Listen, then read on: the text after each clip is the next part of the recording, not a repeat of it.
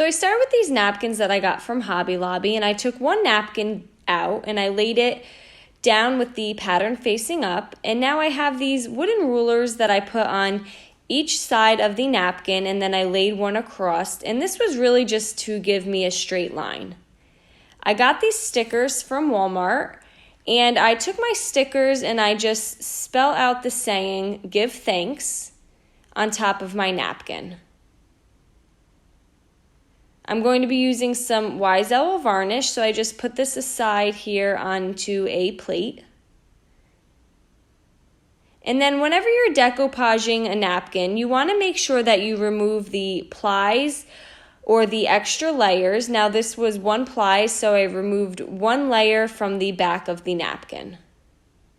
I got this glass cutting board from Dollar Tree. It's about a 6 by 6 inch. And using some Wise Owl varnish and a Gen foam brush, I applied the varnish onto the bottom of the cutting board. And then I took my napkin and I laid the pattern face down. I took more varnish and applied it on top of the napkin. Now you want to use some saran wrap or a Ziploc baggie, and this will just help get out any bubbles or wrinkles. And then I just cut out the extra napkin that was hanging over the glass cutting board. Now you're going to want this to dry, and I gave it about 2 more coats of the varnish. And when you flip it over, you can see the pattern of the napkin through the top glass cutting board. And I did this with a few different patterns, and here I'm just removing the bottom rubber circles that they had on the bottom of each cutting board, and I'm just using a razor blade and some baby wipes just to get this stickiness off. And then I repeated this with a couple different napkins. So I applied my varnish. You lay your napkin down after you remove the ply from the back. You varnish on top of that, and then you can use some saran wrap or a Ziploc baggie to rub out any wrinkles or bubbles.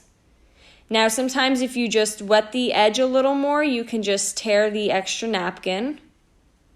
And then you're just going to want this to dry and give it a few coats of the varnish.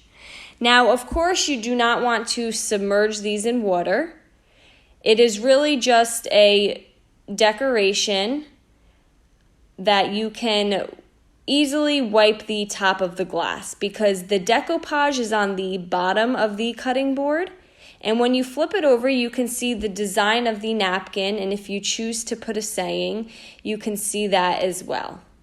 And this is just a fun, easy, inexpensive decoration that you can place in your kitchen. I think it's cute on your tabletop or even at a coffee bar.